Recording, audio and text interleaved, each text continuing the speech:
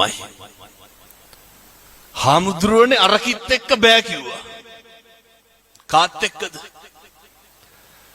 බලන්නකො කතා කරන විදිය. ඒ කියපු විදිහට මම හිතුවේ බණ පටන් අරගෙන විනාඩි 30ක් ගියා. තව පටන් ගන්නත් බැරි වුණා මට. ඒ කියපු විදිහට මම හිතුවේ තඩි ගහලවත් ඇති කියලා ලේලි. මං ඇහුවා ඇයි කිරියම්මා?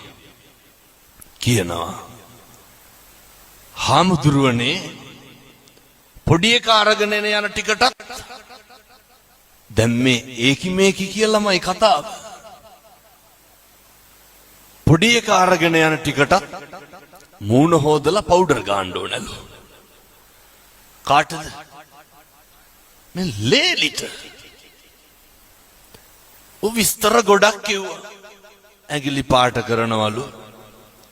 අන්තිමේ කිව්වා කොල්ලගේ සල්ලිනේ. මම ඇහුවා කවුද පවුඩර් ගන්නේ? ලේලි. අන්තිමේ කිව්වා හාමුදුරුවනේ ඒකිගේ සුදිය වැඩි කියලා. මේ කිරියම්මලා හැම බනින්න නැතුව ඇති.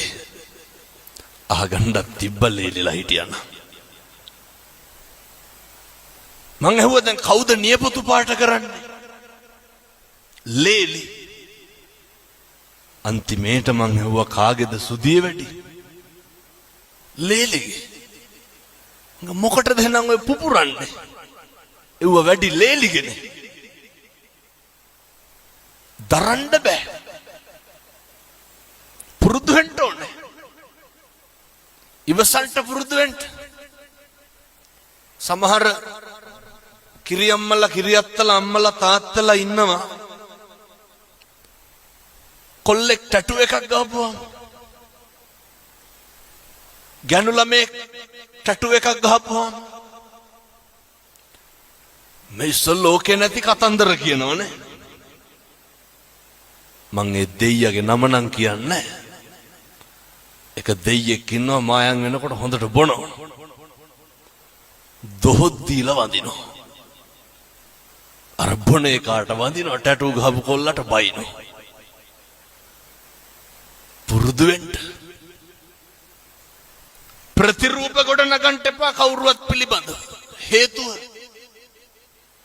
ඒවා කඩාගෙන වැටෙනවා.